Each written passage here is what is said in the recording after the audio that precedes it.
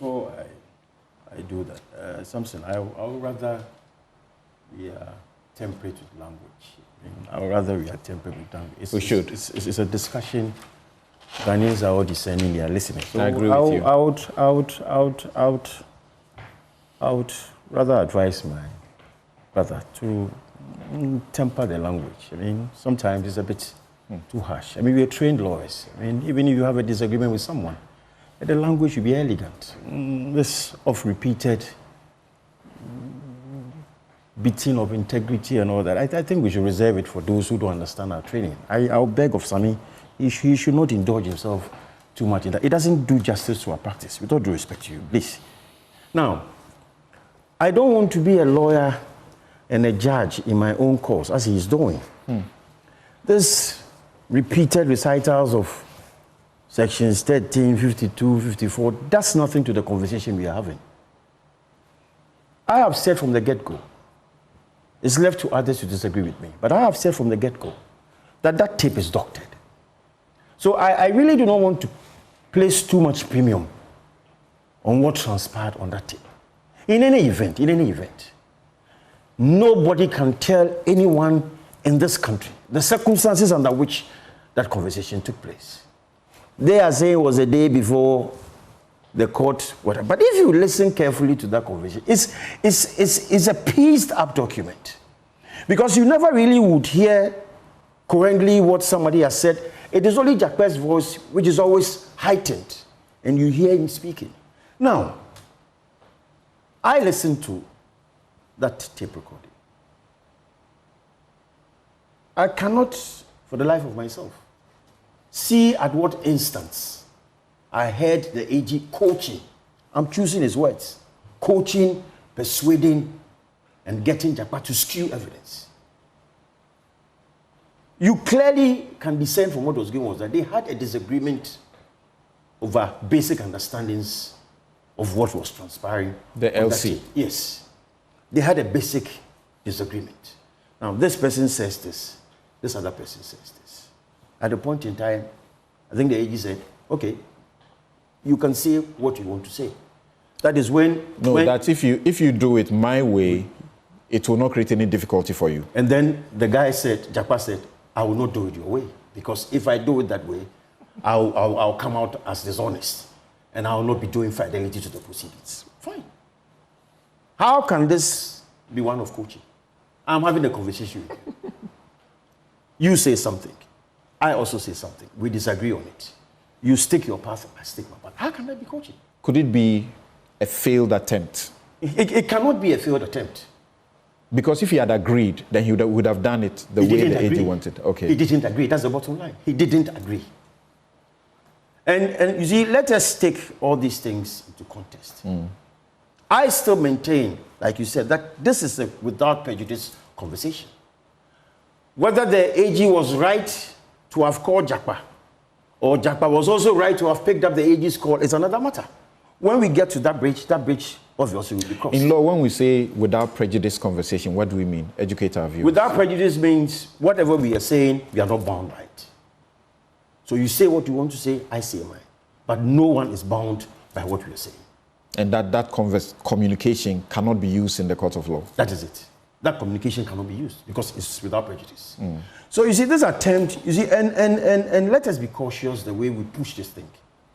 In the first place, the intent, they are talking about criminal conduct of the AG. Sami Davies, it's criminal conduct of the AG.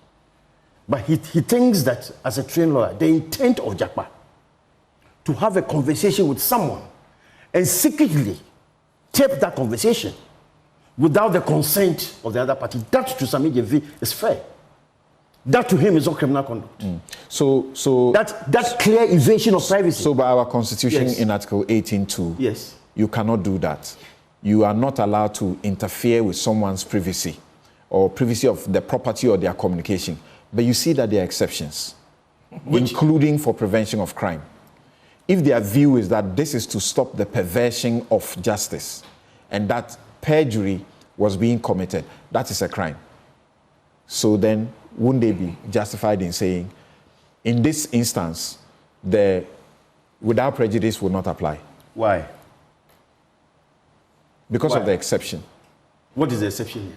That it is to prevent crime. Which crime? No, which is the crime you are alluding to? The Attorney General calling him? He says section 213. Fabrication of evidence. Exactly. Why was Jakpa going to fabricate evidence? If I disagree with you, if we are to explain what letters of credit is, Right. you have your interpretation, I have my interpretation, and you stick to your interpretation. Can that be fabrication? Under what context can you call that fabrication? You see, if we are not careful enough, we are going to mix up this whole thing with people shouting and not understanding what they're saying. I come from the background of a trained lawyer, so I speak as a trained lawyer. All right. I'm not given to what media men or what people who are illiterate in the law will do.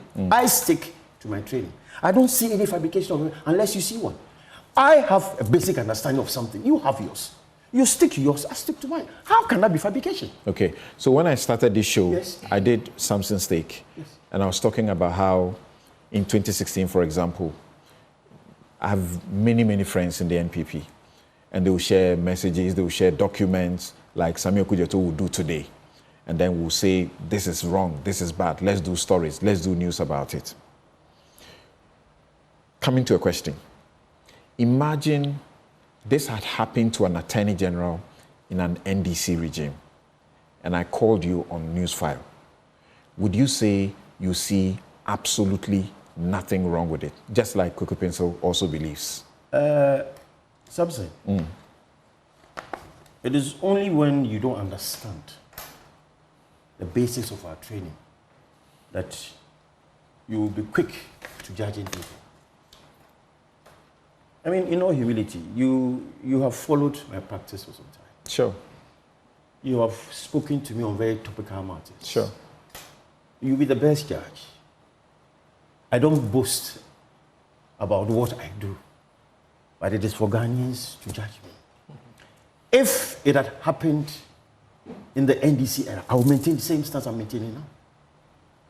The Attorney General, for whatever we say about him, is the leader of our bar at any particular point in time. The Attorney General is the Attorney General. All right. We can have people bash him. For those of us who train under him, if he's the leader of our bar, we train under him. I'm using this figuratively. So if the Attorney General in the NDC time is the Attorney General, the Attorney General in the NPP time is the Attorney General, I will have maintained the same stance. Because you see, we should not bring ourselves into conflict at all with the law. That because we want to parade a certain line, we will bastardize what our training stands for. If an AG in NDC's time had fallen into the same trap, I'll have maintained my stance. All right. Kuku Pencil, hold on.